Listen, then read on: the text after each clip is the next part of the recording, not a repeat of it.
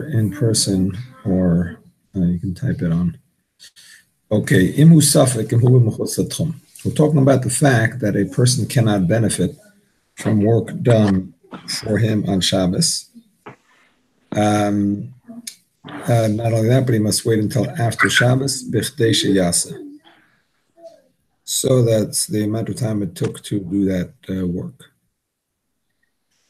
If it's a Torah level work that was done, then neither he nor anybody else can benefit, bichdei sheyasa. If it was a rabbinic level work, then he cannot benefit, but other people can benefit even on Shabbos. So here we are continuing with Yudal with 14. Imu safek,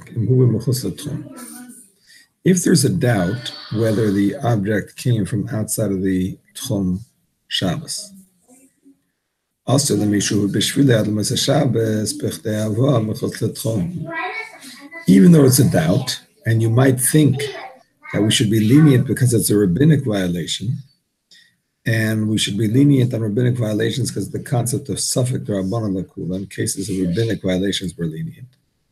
Nevertheless, no, it remains forbidden for the amount of time it takes to come from outside of the Tchum. Because it is a matter that will become permissible.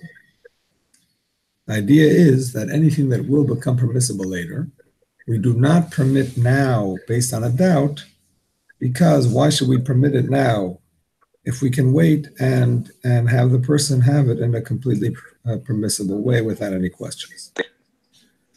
This applies both to mixtures, that something that will become permissible later is not nullified, even in 60, even in 1,000.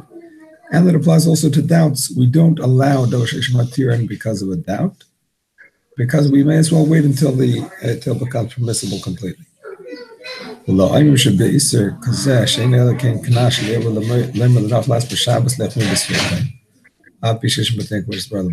Earlier, we said that some are lenient in the case of a doubt about this question. So according to that opinion, it is permissible, even for the people from whom it was brought. Even on the day. The main halacha is like the first opinion. Unless we said it was a case of necessity, there's nothing else to eat on Shabbos, then you can rely on the opinion that's lenient in the case of a doubt. Okay, we continue with 15. This discussion that in the case of a doubt we're strict is only in a case of a goy who doesn't live with you in the city. But a goy who lives with him in the city, and he has those fruits in the city, he grows them in his garden. You don't have to suspect because of a doubt that he brought them from outside the Tchum. In the contrary, we say. Oh, I had a question. Yes, let me just finish. Okay. We say because he lives in town and his garden is in town. Why should we assume that he got it from anywhere else? On the contrary, we'll assume that he got it from right here and it's permissible. Yes, your question. Yeah, and I think this was something you talked about last time, and I wasn't able to be on. But if he picks it on Shabbos, what's the deal? Does it make a difference if it's inside the Tchum or outside of the Tchum, or does it matter? If he picks it on Shabbos, you cannot benefit from it on Shabbos, whether or not he picked it for you. That's what we said last time. Right. Yeah, I wasn't clear. Yeah. Here's the thing. When it comes to most malachas, so any time that he does something for you, you can't benefit. If he did it for another Jew, you also can't benefit if it's a Torah level prohibition. But if he did it for himself or for a Gentile, for another Gentile, it's okay to benefit. However, when it comes specifically to types of malachas, two types of labors, it's forbidden even if he did it for himself. And those are plucking it from a tree, cutting it from a tree, and squeezing it. Why? Because both of those are included under the prohibition of mashkin shezavu and peiros hanosher. Meaning to say when fruits fall off a tree on their own, it's forbidden for a Jew to eat them because it may lead to him picking them himself So when a goy does it, it comes to the Jew as if it's on its own. So it's not better than if it fell off on its own and it's forbidden. The same thing. Oh, okay.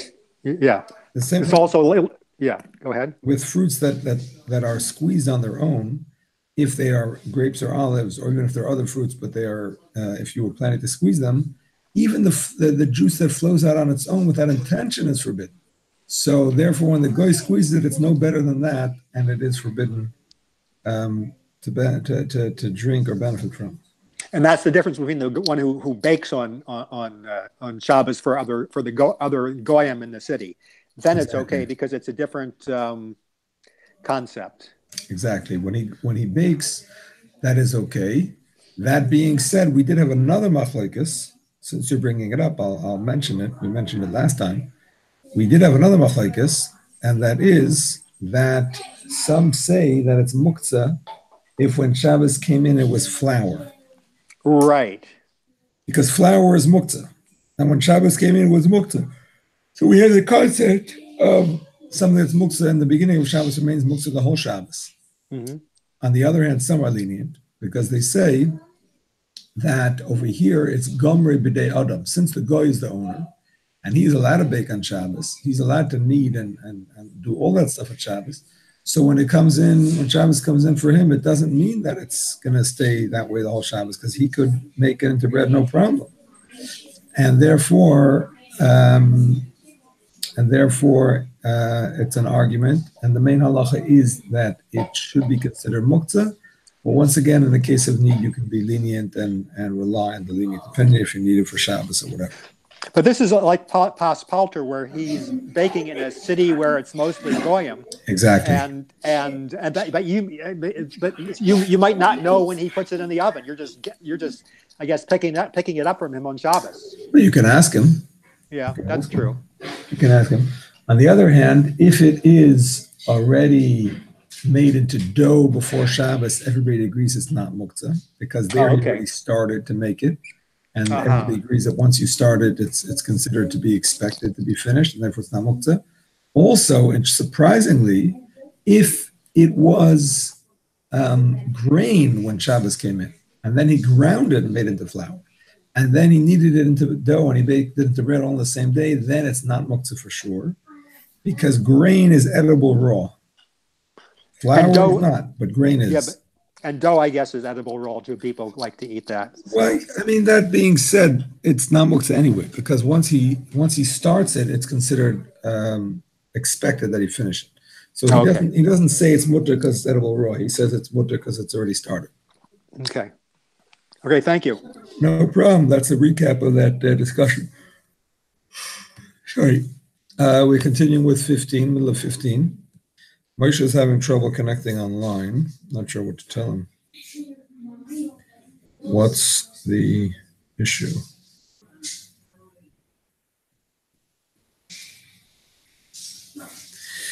Okay.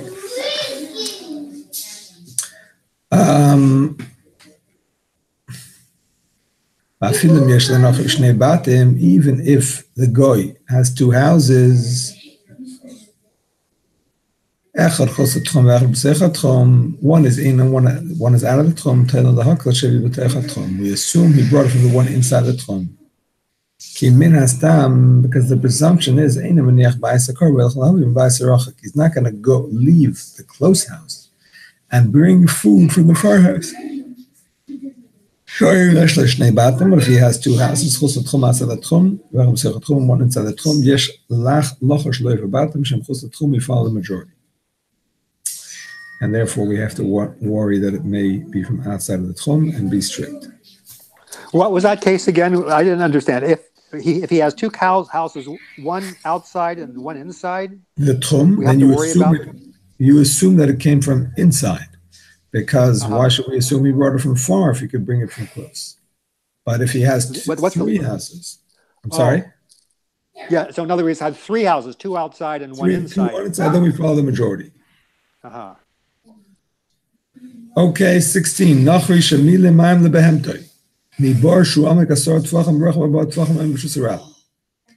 A goy filled up water for his animal, like in a trough or whatever, from a well that was 10 tvachim deep and 4 tvachim wide, 4 by 4. That's standing in the public domain. Sorry, by doing so, he carried from the private to the public domain. But the Yisrael lahashkes mayhem, a Jew is allowed to give from them behemta, his animal. Because the guy did not intend at all for him. That's only if the guy does not know him.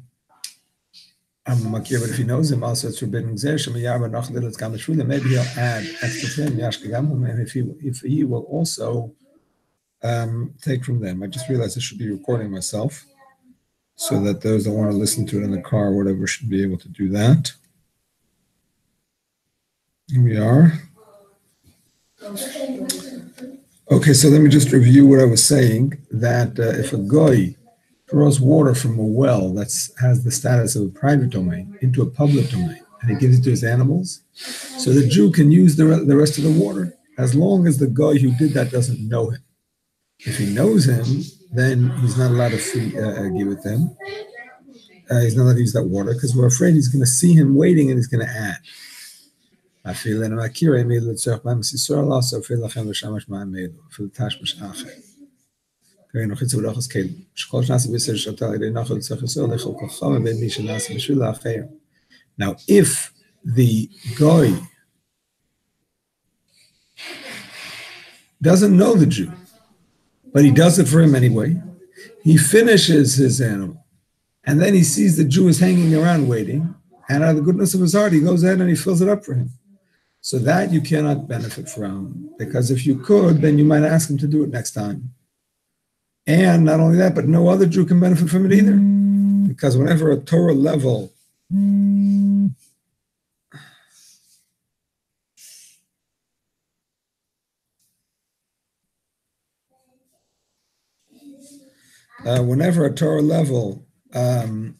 prohibition was done, no Jew can benefit, not the one who was done for, not anybody else. Now, the fact is, some say that carrying nowadays is only rabbinic level. We're going to see that soon.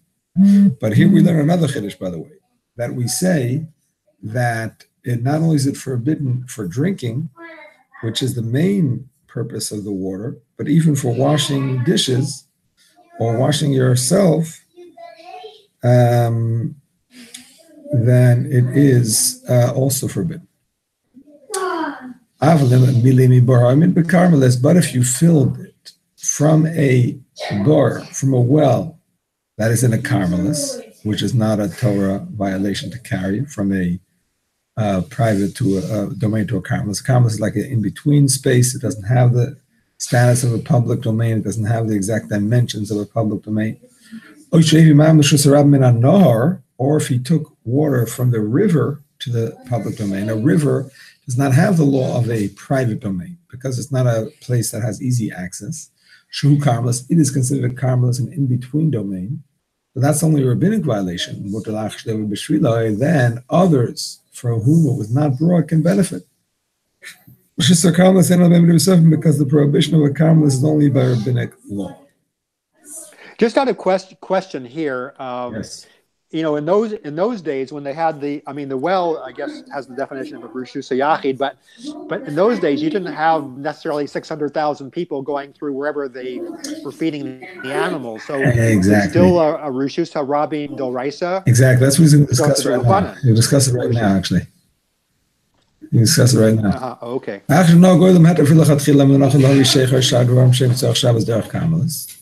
Nowadays, people are lenient, and they allow to tell a goy to bring beer or similar things by way of a carmelis.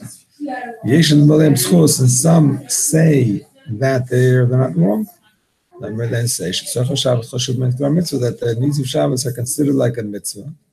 And you're allowed to ask a goy to do a rabbinic violation. Of course, like we explained. We learned that. However, you cannot put it into his hands or take it from his hands, because then you're participating in the actual carrying. which is what Shaloki explained there. Never let it pay him on Shabbos, which is supposed to be Yizai, like will be explained. Okay, one second. Actually, I thought he was going to discuss this. He actually doesn't discuss it. He only talks about telling a goy to take it through a Carmelis or from a Carmelis. And so on. He doesn't discuss the fact that our public domains, according to many opinions, are not considered a public domain, but rather a Carmelis because they don't have 600,000 people going there every day. So this is, in fact, a machlekes, which we're going to see about later. And the main halacha that the Alter Rebbe says is that it is only considered a Carmelis nowadays. So here he doesn't get into that argument because it's a different issue. If you hold that we have Rosh Hashanah nowadays, then you're not allowed to tell a goy to go through Rosh Hashanah. If you hold that our Rosh Hashanah are not one, then you could have this leniency as well. He's not getting into it. It doesn't mean that he doesn't agree with it. He's just not discussing it because it's not the point here. Yes? You with me, Daniel? Hello? Yes, thank you. Yeah, I got it. Thank you. Okay, no problem. Okay, we said that. Nevertheless, Alter adds in parentheses. Ein lahakel, ella b'sheichar v'chayotze. One should only be lenient with beer and similar things, which are absolutely necessary for Shabbos. I cannot remember the last time I had beer on Shabbos, but apparently in those days, beer was considered an absolute essential part of the Shabbos meal. You cannot be without it unless you have some difficulty. That's Gewalt. That's Gewalt, unbelievable. You should tell the beer drinkers of the world. Yeah. That in those days, if you couldn't have beer at your Shabbos meal, that was considered a doichik tzas. That was some difficulty. But things that are not so necessary. You go in Paris, for example, fruit. Okay, you have dessert. You don't have dessert. Umine tavshilim yisayim, and extra dishes. He means to say, as opposed to the main dish, you need to have cholent or whatever your main dish is. That he's not suggesting you should just have plain bread. You have to have your main dish. And to be able to carry that is a mitzvah, or I should say to tell a goy to carry that is a mitzvah, for which you can use the shvus to shvus concept, but not extra dishes. So those are not called the dvar mitzvah, like we explained in Reish Samach Aleph 261. I believe we did learn 261, but I don't know if we discussed this particular question. But nevertheless, we see that concept, that something that is considered a necessity, an integral part of the Shabbos meal is a mitzvah. Things that are not integral are not a mitzvah per se. I mean, they're enhancing the mitzvah, but they're not a mitzvah to the extent that we allow a goy to do a rabbinic violation for us. Okay, moving right along. It's the advantage of only having two students or three. Actually, I like this because getting good wine is expensive, but good beer is not as bad, and it's really good with chilling. Okay. So I like this. This is like I might have to do something new here. I hear you. I haven't tried it yet, but I hear you. Okay, so we're moving along very quickly with the smaller group, so feel free to ask any questions.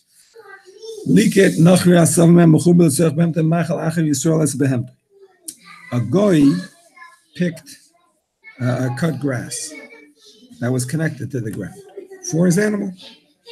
He can feed, the Jew can feed his animal that grass. Now, obviously, you could say, well, the animal can pick the grass himself with his own teeth. Okay, some animals are spoiled and they want to have it picked for them. So that's what happened. There's this grass lying there. It's left over from what the goy picked from his animal. So you can feed it to your animal. However, the Alter Rebbe qualifies it. What does it mean? The thing is that you're not allowed to actually lead the animal to eat the muktzah, because we said in 324 that anything that is forbidden to move, you cannot feed your animals, even if you don't touch it. Because if you bring your animals to eat it, you might actually forget and lift it up to the animal's mouth or something like that. Now, these grasses are forbidden to move because they are like Peres HaNoshrim, like we said before. They are like fruits that come off a tree that even if they fall on their own, they're forbidden. So certainly if a guy picks it off even for himself, it's forbidden. And it's muktzah. So the animal can eat it, you just can't feed it. How do you get the animal to eat it if you can't feed it? So he says you stand in its way, so it has nowhere to go but there. And then he discovers it on his own, so to speak, and he eats it. I have a question over here. Yes, please. This, I guess, I know with certain kinds of with muktzah, you can move it with a shinoi, but a muktzah like this, can you still move that with a shinoi if it's like a piece of fruit that fell off a tree or a cut grass? I mean, you could, but I mean, it's a bunch of individual blades of grass. It's not going to be so easy to do it, but in theory, yes. But even so, you still can't feed it to your animal, even with the shinoi, because there's a fear that you might end up doing it not with the shinoi. Yeah, no, it had nothing to do with that point. It's just a matter of, when you do something kalach or yad with muktzah, I mean, you could do it with any kind of muktzah as long as you do it kalach or yad. Yes, there is an argument about that. We'll get to it. But the main halacha is that is correct. You could do it with all kinds of muktzah. Okay, thank you. Yeah. But you still can't eat it. You can't eat it kalach or yad. You know what I'm saying? If a fruit falls off a tree, it's muktzah, but it's also forbidden to eat. So you can move kalach or yad, but you can't eat it kalach or yad. Yeah, right. I get that. Yeah. Okay. Okay, now he explains. This is only if the guy does not know the Jew. But if he knows him, and you can't even cause the animal to eat from it on Shabbos by standing in front of it and directing it in that direction. There's a decree that once again, if the Jew does feed it his animal, even in a roundabout way, this may cause that the guy should do more for him. Shabbos, but after Shabbos, a lot of action going on in my house. I'm just going to close the door here. Give me a moment, please.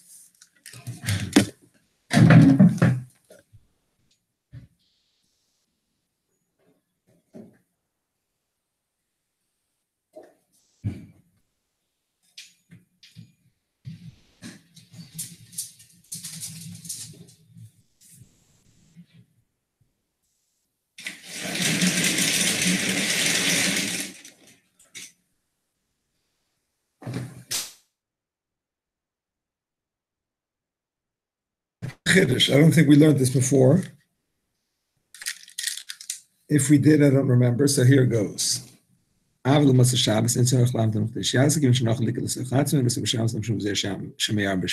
rule. If the goy did not actually do something for the Jew, and it's only forbidden because the goy knows the Jew, and we're afraid that if the Jew benefits, then the goy might add for him next time or even this time. So because he didn't actually do it for the Jew, there is no b'chdei sheyasa tacked on to the end. Because nothing forbidden happened, and there's no need to punish. There's no need to make him wait to make sure he doesn't do it again. Because he didn't do anything. Nothing happened. He didn't even do it for you. There's a decree that he may do it for you. If he did it for you, so we say you can't benefit for the amount of time because maybe you'll ask him. But if he didn't do it for you, we're not going to make a double decree and say don't benefit even when he didn't do it for you because you may do it, ask him to do it for you, and so on. So therefore, we're not going to make that decree. Oh, he spells it out. Whenever we say that you're not allowed to benefit because he might add, if he knows him.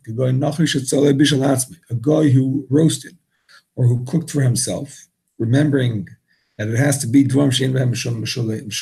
has to be something that the laws of Bishul Akum do not apply. So we're talking about, small fish or, oatmeal, whatever things, corn, things that are not fit for the king. So you cannot benefit even if he didn't do it for you because he might add for you. But you can benefit right after Shabbos. All things that you would have to add more when you're cooking for two than when you're cooking for one. Aval, bedavar, she'ein lochosh b'shem hayarva b'shvilai.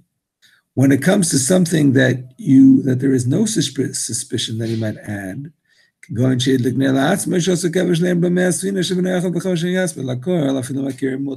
said this already. If he lights a candle for himself, or he puts down a ramp to go down from the boat for himself, so then there is no decree that you cannot benefit because he might add for you, because he doesn't have to add for you. One candle is good for one person, and it's good for 100 people, like we said. The same ramp is good for the first person, it's good for the 100th person. And therefore, there is no decree. Now, if he did it for you, then it's no good. That's what he's going to say right now in 19. But if he did it for himself, there's no prohibition because he might add, because there is no need to add. Now, even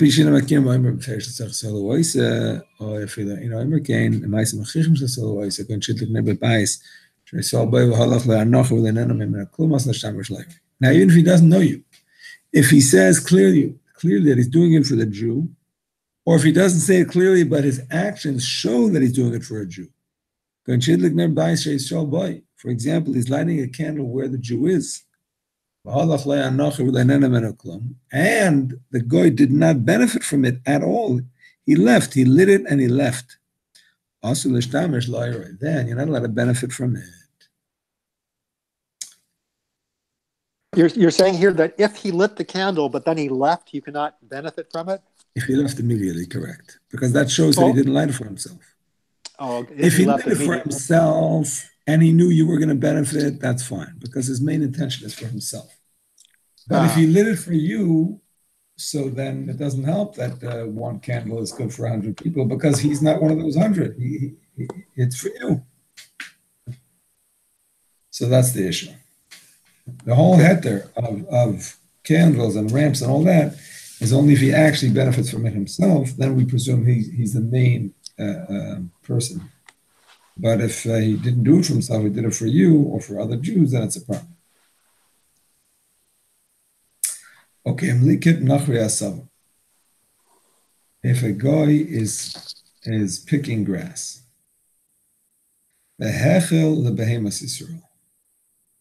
and the guy himself is feeding the Jewish animal. This is a new case. You're not doing anything. You're not feeding the animal. You're not even leading the animal to be fed. The guy on his own is cutting and feeding. Ein tzarach lemches biyada. You don't have to stop him. This is a chiddush. He's doing it for you. Whether he knows you or not, he's clearly doing it for you. Nevertheless, you don't have to stop. Even though if he's feeding your animal, presumably he also cut extra for him. There's no prohibition here. Why? Any guy who does something on his own, he certainly intends for his own benefit, because he knows he's not going to miss out much those to Rishon Beis, like we see in Rishon Beis. So why until now don't we say this for?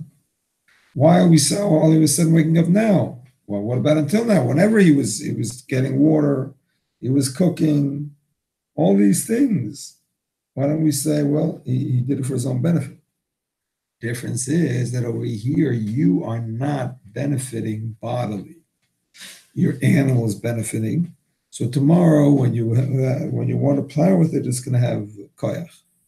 Or tomorrow, when you want to shecht it and eat it, it's going to be fatter. Or tomorrow, when you want to buy animal food, you're not going to have to. All of those things are indirect benefit. And therefore, we say, well, the guy's probably doing it for himself because he wants to get a favor back from you.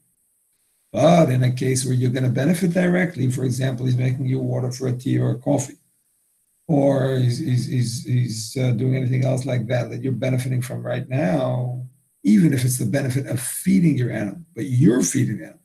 Not that he is feeding, but you are feeding. So that's a benefit. But if it's an indirect benefit that he is feeding, there is no prohibition. Now, if the grass belongs to you, then you have to stop him, like we said. Because whenever he uses your stuff to do something for you, presumably he is considered your shaliach unless you stop him. Or I should say, that's why you have to stop him. Now we explain. There is no prohibition from the fact that he is feeding the Jewish animal from the grass that he gathered for it. Even though the Jew cannot benefit from that which was done for him, even though he intends for his own benefit. Like we said before, here's the punchline. Nevertheless, his body itself is not benefiting, right? Because it's only his animal, and he's not even feeding the animal. They didn't decree unless he's actually the one doing it. But not if he does it himself, because after all, he wants it for himself. Okay, so we see from the wording of the Alter Rebbe here that even if he causes his own animal to eat through standing there, it's not that it's considered a benefit. No, it's not a benefit, because it's only benefiting the animal. But because he is the one that is making it happen, the Chachamim decreed that he might ask him to do it. But if he's not benefiting, and he's not the one who is causing that even indirect benefit by bringing his animal there, but rather the guy is doing it on his own. So in those cases, we say, well, the guy is getting the benefit that you're gonna owe him a favor, and your benefit is also a distant one. So if there's two benefits, he's benefiting and you're benefiting. His benefit is considered the main thing. And he's doing it for himself, not for you. So you don't have to stop him. This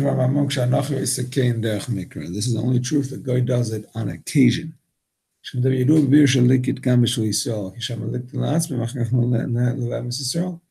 Alter explains in parentheses. Because he only does it once in a while, sometimes it happens, sometimes not.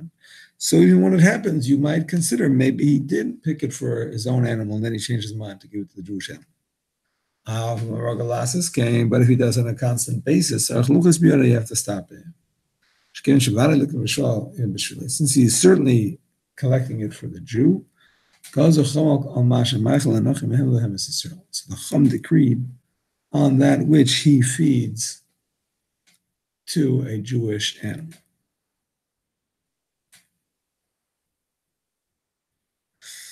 It's very quiet in California and Hollywood and Golden Beach.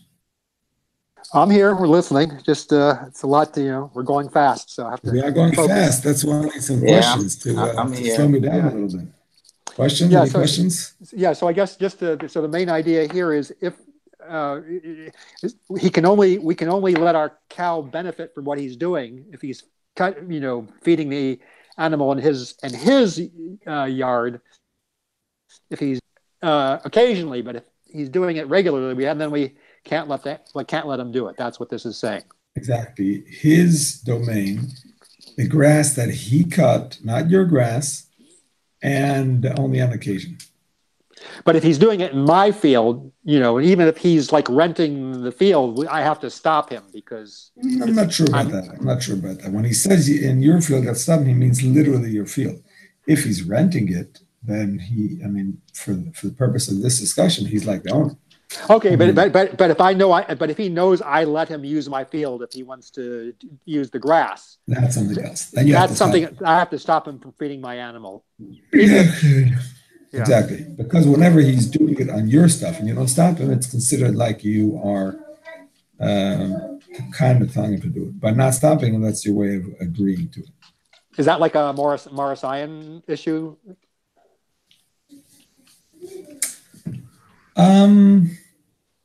Could be.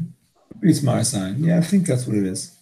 Because it appears, even though you didn't tell him to, but it appears that it's your will. I mean, Minastam, it would be mutter, but since it looks like that, then I guess it would be Morris-Ian. So it would seem like a Morris-Ian issue, yes.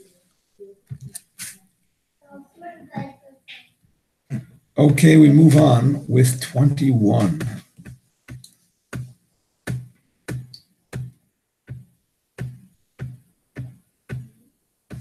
21 and 22, and that's the Siman. I'm not really sure what we're going to do after that, but let's go for it anyway. leNochri Shabbos, or a kever, leNochri b'meisei. A guy who on Shabbos made a coffin or a grave to dig and bury his own relative, or limker, or to sell beer shur b'goyim, shur b'nochem, in a city that has majority goyim. Or to sell a Jew can use that coffin or that grave. Why? Because you're benefiting from work that a guy did for the sake of a guy. If you made it for the Jew, so whether to bury this Jew for whom it was done, or to bury any other Jew.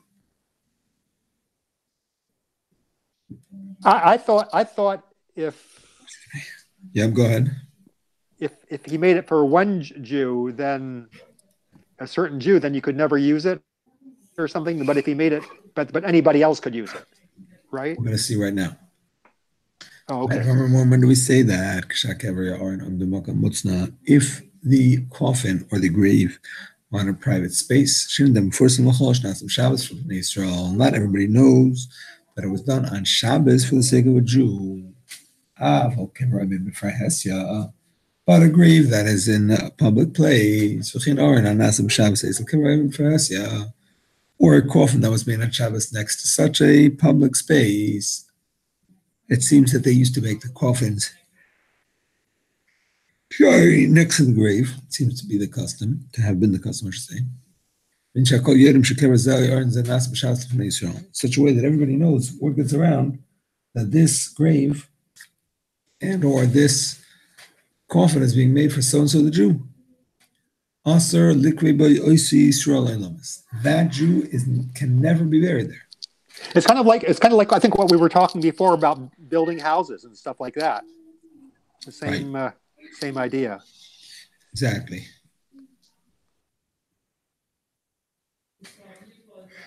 Exactly. It's like an extra class, an extra punishment. Even though considering Shabbos, you could say, considering building houses, you can say just wait that amount of time. You work, let's say, 7 Shabbos, that's an extra week. So wait an extra week before moving in. No, it's a strictness that you can't use the house ever. So it's another thing here. Also, that Jew can never be buried in that part. Even after it remains forbidden forever for that person. Mishum kanas is a punishment. leNochri.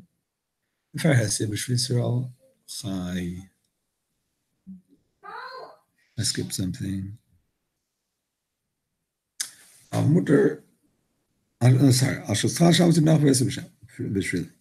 Because the guy desecrated the Shabbos in a public way for his sake, so he cannot be buried in that way. Another Jew is allowed to be buried there. Why didn't similarly? If a Chil Shabbos was done by a goy or a live Jew, it's forbidden for him forever. They didn't command him. This is exactly what you were saying, Daniel. The case of the house is exactly this. Because it's being done in a public way, necessarily, that's the nature of real estate projects.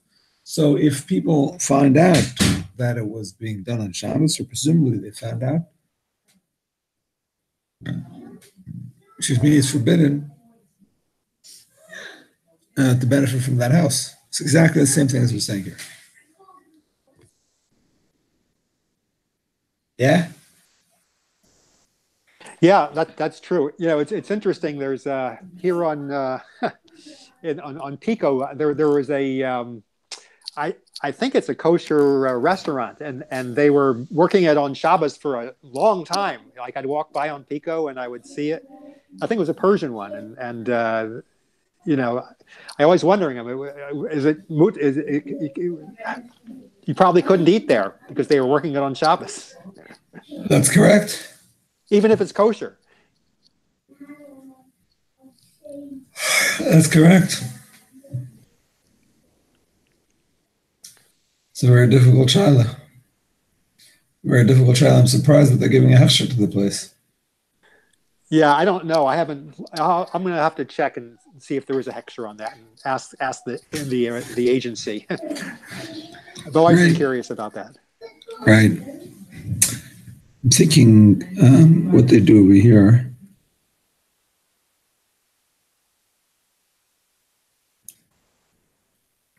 Somebody told me actually here in Surfside there's a certain restaurant that's expanding, and he noticed the workers coming in on Shabbos.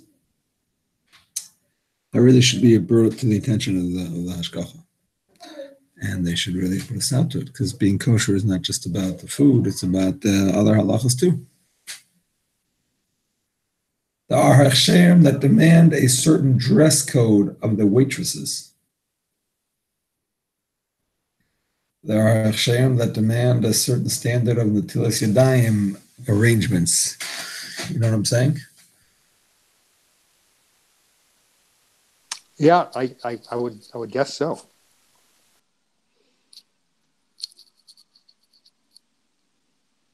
Hello? We continue and we say,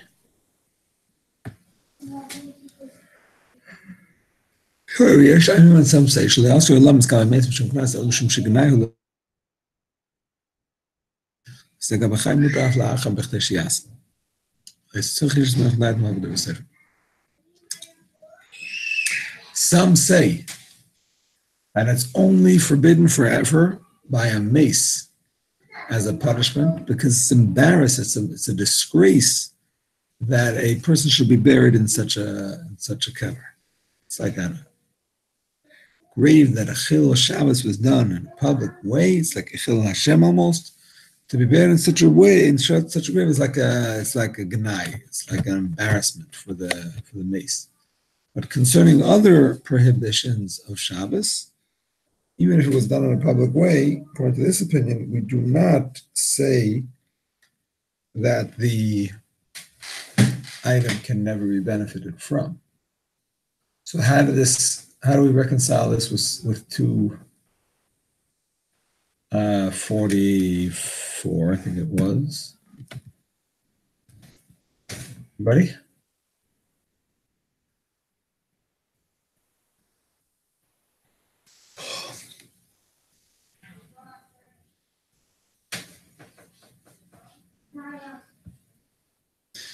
Anybody? I'm sorry, I didn't hear the question. According to the second opinion, the whole thing about not benefiting from this grave is a special thing about dead people. It's a disgrace that a person should be buried in a cave that was built in a Chil Shabbos way. It's not a general thing.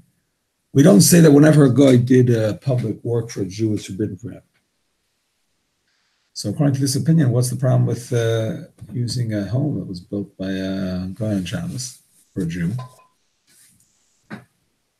Well, yeah, I mean, so you're saying the grave is worse than the home? According to the second opinion, the grave is strictly correct. So does that mean that you would have to unearth the mace if he was buried there? No. Look about unearthing. I'm talking about if he's not buried yet.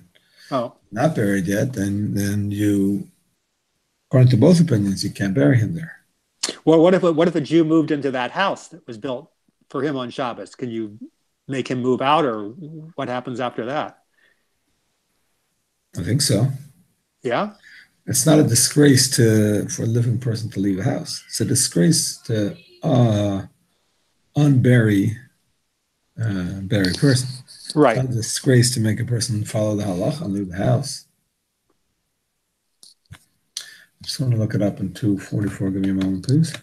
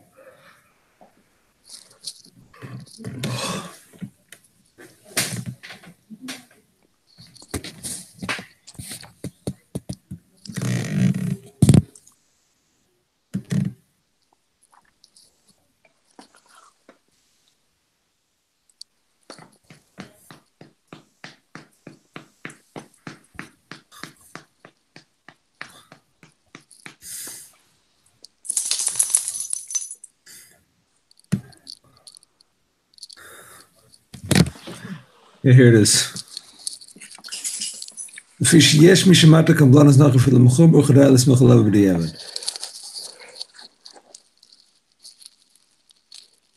Yeah? You there? Some are permissible. Some are permissible by a house also. Not the way in Allah, but some permissible. So this is following those opinions. Okay, let's continue. Even according to the first opinion, they were only strict if he did it on his own.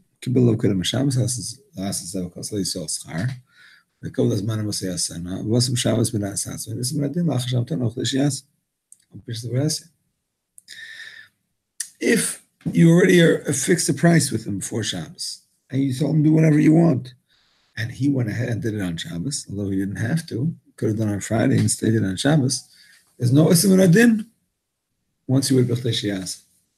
Because the fact is, you didn't do anything wrong. It doesn't look good, but you didn't really do anything wrong. Bishop's first, you did it clearly. I feel day work. Unless like Kalavi saw Isaiah didn't tell him what day to do it. Was Masim Shabbos did it on his own Shabbos. So those are very light Isurim. They're not going to make the item Asr B'diavad.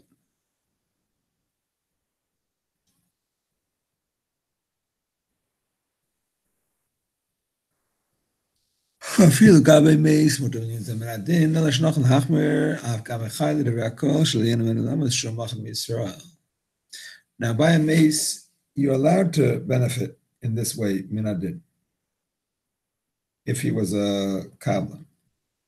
But it's better to be strict, even Gabe Achai, according to all opinions. That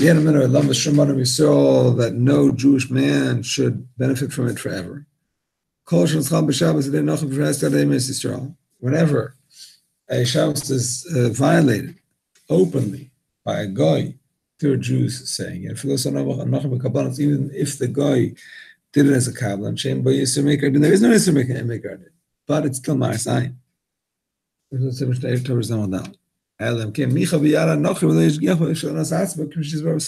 Unless you tried to stop and he didn't listen, you did it anyway, then you could for sure benefit.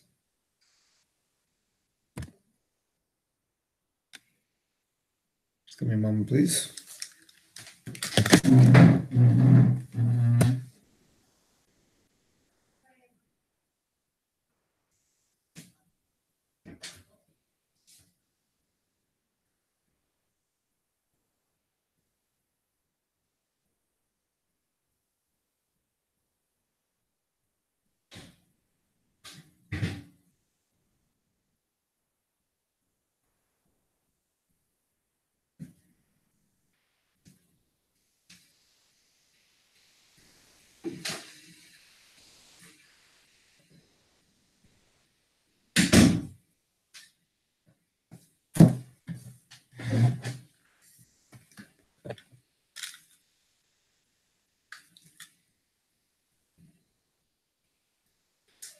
All right, so here, even though you said, even though he did it the Ikar Adin through Kabbalah, still we should not use it. Is that what the exactly? Even though he did it with Kabbalah and Ikar Adin, you could benefit from it, whether it's a case of a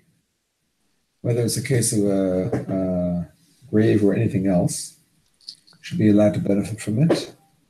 In practice, he recommends not to.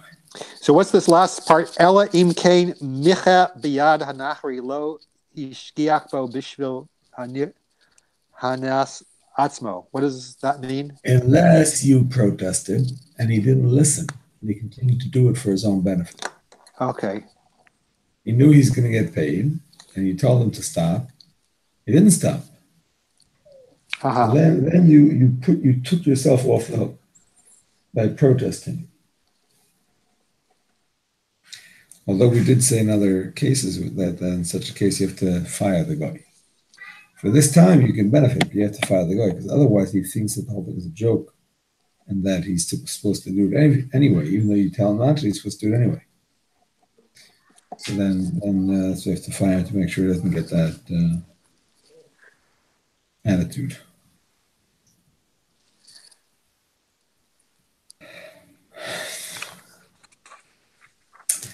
Okay, so just to review 21, sorry.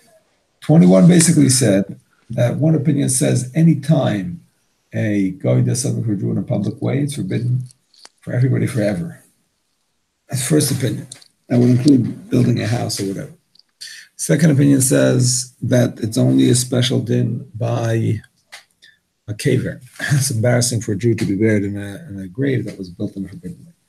But for other things, you just wait b'chtei sheyaseh, and that's it. And then with another machlekes at the end, what about a kablan, where he is he's doing work for himself, and you didn't tell him to do it on Shabbos. So really, there should be no problem. And Mikra did it is mutal. But because it is being done in a public way, people may not know the halachas, what a kablan means, and so on. So therefore, it's better to be strict and not benefit. Yeah, So here it says it could be because he's doing in the last paragraph, he's doing the work because the Jew asked him to do it, but he told him, but it's through kablanos, and he's protesting, but the guy does it anyways. That's the whole problem. But if he protests and he does it anyways, then you could say maybe it's okay, but otherwise, then it's okay. Thanks. Exactly. In Queens, I was told that the Bukharans have a different rule with hechsher. So they didn't recommend eating anything at the Bukharan restaurants. Is there something true to that?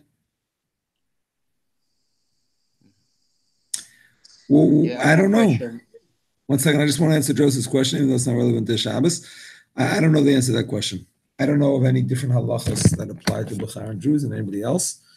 It could be it's a thing about that particular bezin that happens to not be reliable. I don't know. The subject never got the benefit of the caver, he's dead. Yeah, but that's the point. It's a disgrace for the deceased to be buried in a grave that was built on Shabbos in a forbidden way. Nobody wants to be associated with that in their everlasting memory. Yes, Emmanuel, go ahead. Yeah, it appears that they didn't have huge cemeteries then those times, because I mean, it's how can you have a grave that you can use both for a goy and for a Jew? I mean, that's an interesting question. That's an interesting question. It is important to be buried next to not just Jews, but Shomer Shabbos if possible, and people who are good people in general if possible. So it's interesting, that they dug a grave. He dug it for a goy, and you can bury a Jew there. Obviously, if it's dug for a goy, either the goyim are being buried amongst the Jews, or the Jews are being buried amongst the goyim. Yeah. It's an interesting point.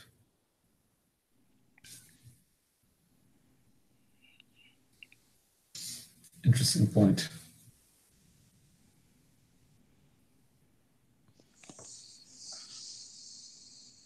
Not the worst thing in the world, you know what I'm saying?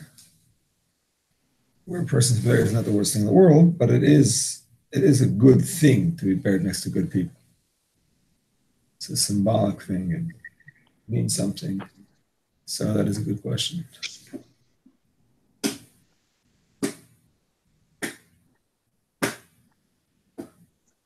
I mean, for argument's sake, you could say he dug it in a new section of the cemetery and nobody else was there.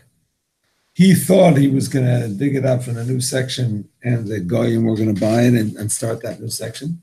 In fact, a Jewish entrepreneur came along and said, hey, it's a new section. I'm going to buy it up and sell it for a profit or whatever. I don't know. I don't know. It's an interesting question.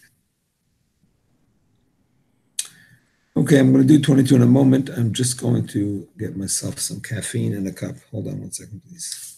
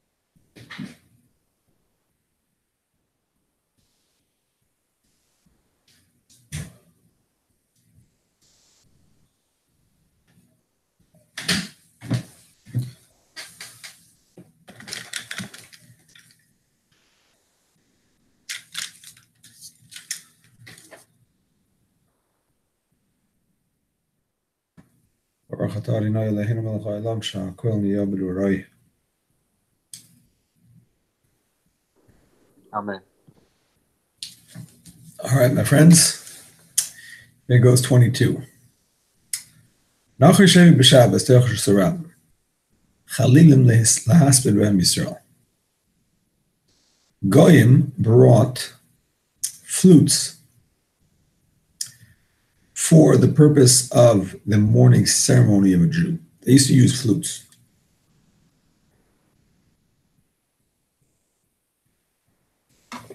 Something like the bagpipes, I imagine that the Scottish people still do.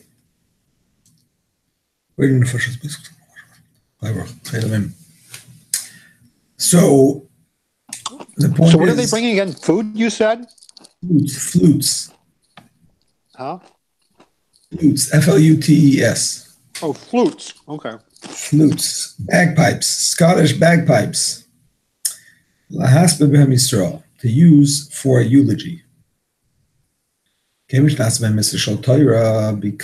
a Torah violation was done with them, presuming that it was brought from a private to a public domain or carrying the public domain itself.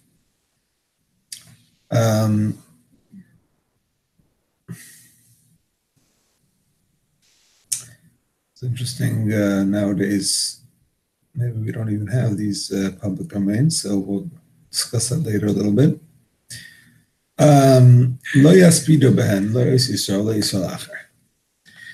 Neither should those flutes be used for the eulogy of that particular Jew from whom it was brought, or any other Jew.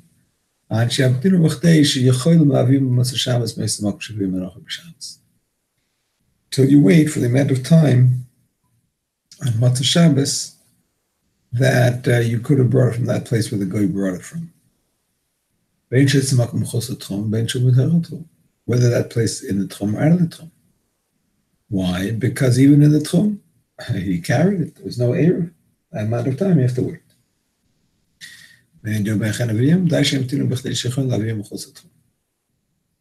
If you don't know, So it's enough to wait the amount of time that it takes to go from outside of the Tchum, 2,000 Amos, till this spot.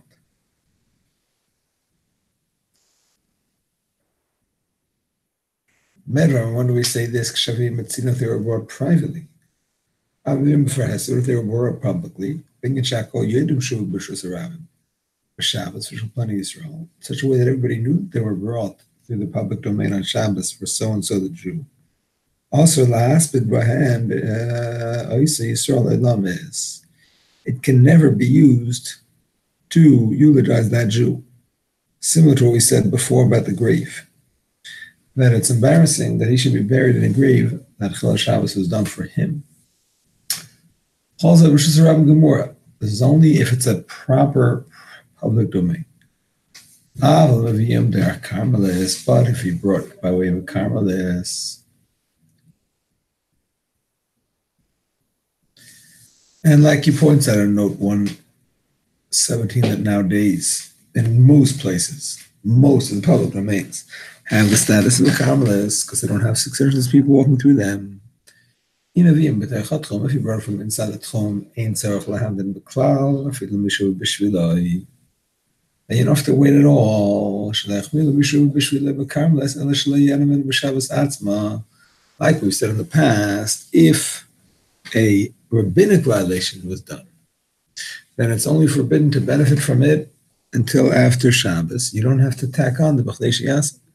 You don't have to wait the B'chlei Shiyasa.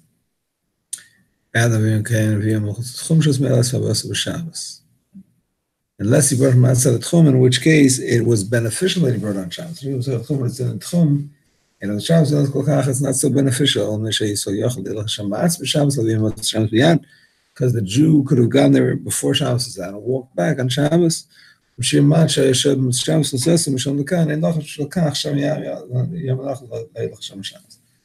that small amount of a difference, we're not going to decree. They might tell the guy to bring in on Shabbos.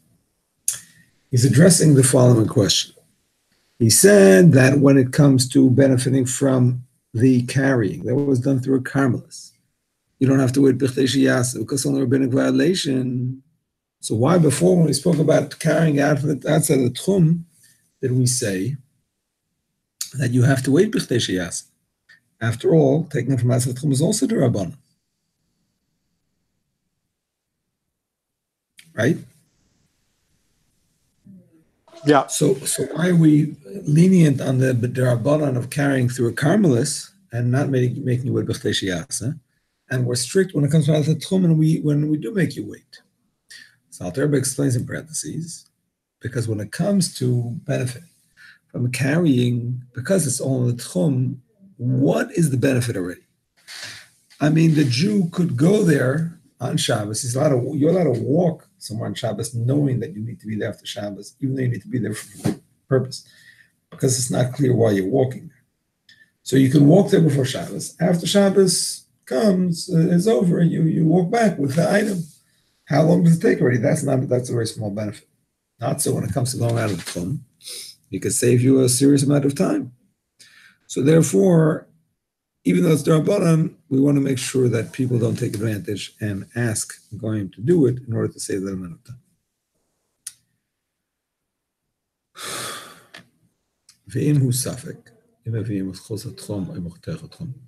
If you're not sure if he brought it from inside or outside the Tchum,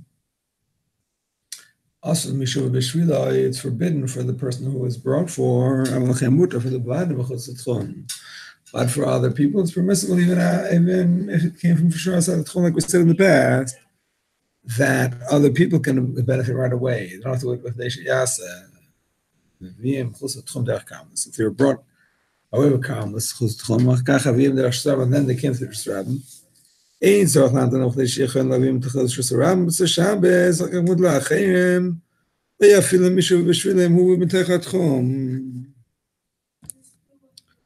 need some English translation here to understand the last paragraph. If there's a doubt whether the non-Jew brought the flutes from within the Shabbos limits, or outside the Shabbos limits, they're forbidden for the person for whom they were brought.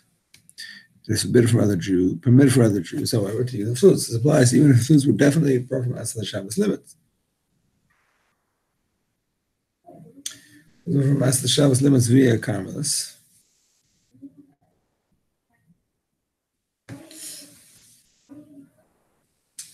Now it's running to the public domain. And so now it's only a very wait amount of time need to be the beginning of the public domain.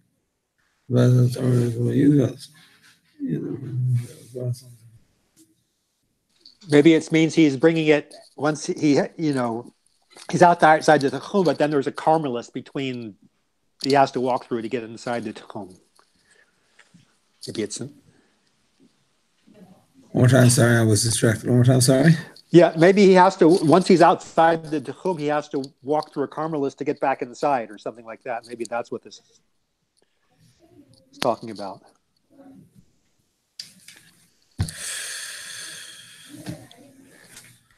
There are Carmelists. Or Surabim.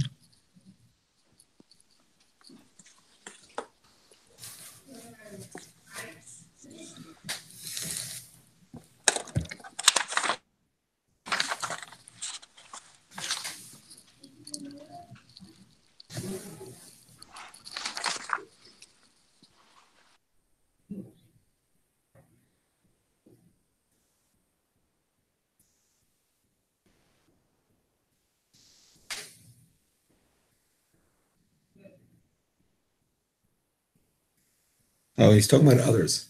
He's talking about others. The whole Isser B'Chlei only applies to the person for whom it was done. Other people can get benefit right away. That's what he's saying here. Yeah? Okay, I'm just looking for the word others in the Hebrew here. Here it is. I'll read it. So they came away with Carmel. And then they came through a public domain. You only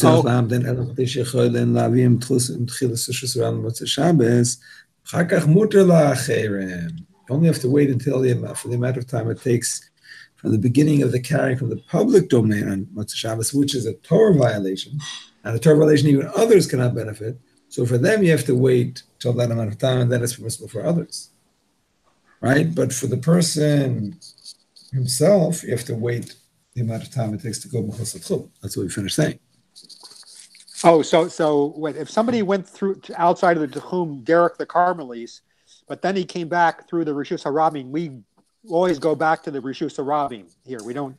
No, there's two violations. There's the Chos L'Tchum and Carmelis, that's rabbinic, and there's the Rishus Harabim, which is Torah. So when it comes to rabbinic, others can benefit after Shabbos immediately. Even on Shabbos, in theory, they could benefit.